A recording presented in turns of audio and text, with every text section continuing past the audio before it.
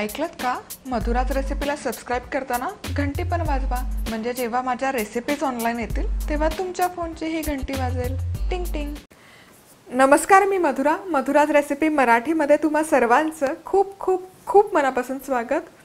थंडीचे दिवस आहेत, त्यामुळे मटार ताजा ताजा आणि खूप छान मिळतं आणि खूप स्वस्त मिळतं. मग काय करणार आहोत आपण? म्हणजे ऑफकोर्स आज आपण मटारची भाजी करतोय, चमचमीत भाजी करतोय. यापूर्वी आपण मटार बटाटा कसा बनवायचा ते बघितलं, त्याची लिंक खाली डिस्क्रिप्शन बॉक्समध्ये अटॅच करते.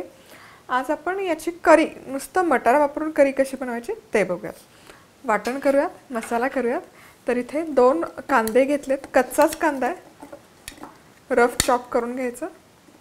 यामध्ये 1 टोमॅटो घालायचं, 4 ते 5 लसूण पाकळ्या आणि आल्याचे तुकडे. आता ही याची छान अशी प्युरी करून घ्यायची मिक्सरला. चला तर मग इथे हे वाटण बनवून तयार आहे. आता फोडणी घालायची. तर अर्थातच तेल गरम होतं आहे, तोवर काय करायचं, तोवर कॉन्टेस्ट ऐकायची. तर 1 जानेवारीला आपण कॉन्टेस्ट घेतली होती गिव्हअवेची, तशीच आपण आता ही कंटिन्यू करते. म्हणजे सोमवार ते शुक्रवार तुम्ही लेटेस्ट, गेल्या आठवड्याचं नाही, आत्ता हा चालू सोमवार ते शुक्रवारमध्ये तुम्ही अमेझॉनला जाऊन हे मधुराज रेसिपीचे मसाले ऑर्डर करू शकता. ऑर्डर केले की एक ऑर्डर नंबर येईल. तो ऑर्डर नंबर तुम्ही एकतर कमेंट बॉक्समध्ये अपडेट करा किंवा मग madhurazrecipe@gmail.com ला पाठवा. मेल करत असाल तर त्या ऑर्डर नंबरसोबत तुमचं पूर्ण नाव, पत्ता आणि फोन नंबर पण कळवा. तर यातले लकी विनर सिलेक्ट केले जातील आणि त्यांना सिक्रेट मसाला, मधुराचं बुक आणि त्याच बरोबर एक छानशी भेटवस्तू देण्यात येईल, जी तुम्हाला रोजच्या कुकिंगमध्ये, किचनमध्ये खूप उपयोगी पडेल.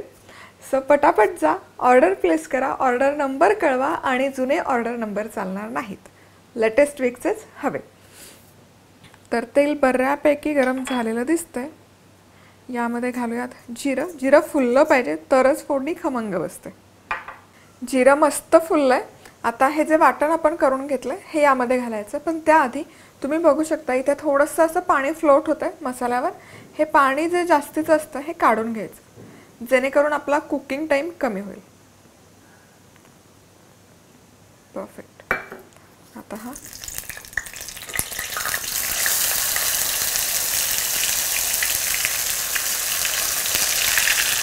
मसाला घालून झाला की मिक्स करायचा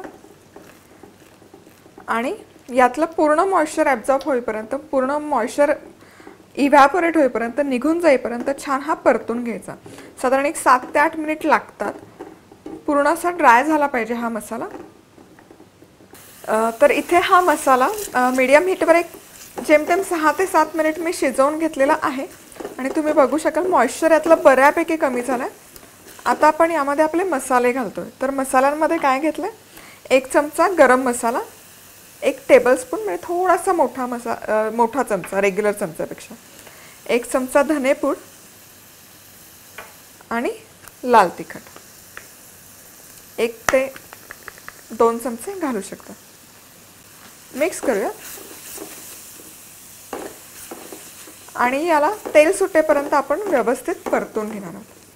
इथे तुम्ही बघू शकाल इथे जे मसाले आहेत त्याला तेल खूप छान सुटलंय. आता काय करतो आपण, आता यामध्ये फक्त अर्धा चमचा बेसन पीठ घालतोय. यामुळे काय होतं, या भाजीचा जो रस असतो तो एका बाजूला होत नाही, बाइंडिंग छान येतं. आता हे आणखी 1 मिनिटभर आपण परतून घेऊया. तर इथे हे मिनिटभर परतून झालेलं आहे. आता काय करूयात, येस, यामध्ये आता ताजा मटार घालायचा, मिक्स करून घेऊया.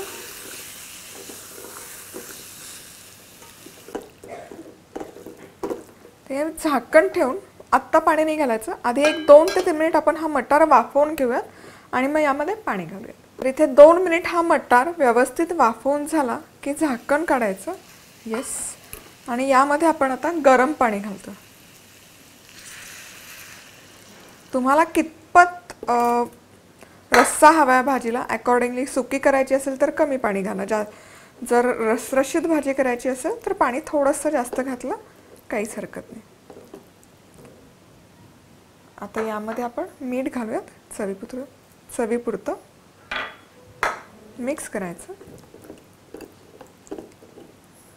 आणि आता झाकण ठेवून एक 10 ते 15 मिनिट ही भाजी आपल्याला शिजवून घ्यायची आहे.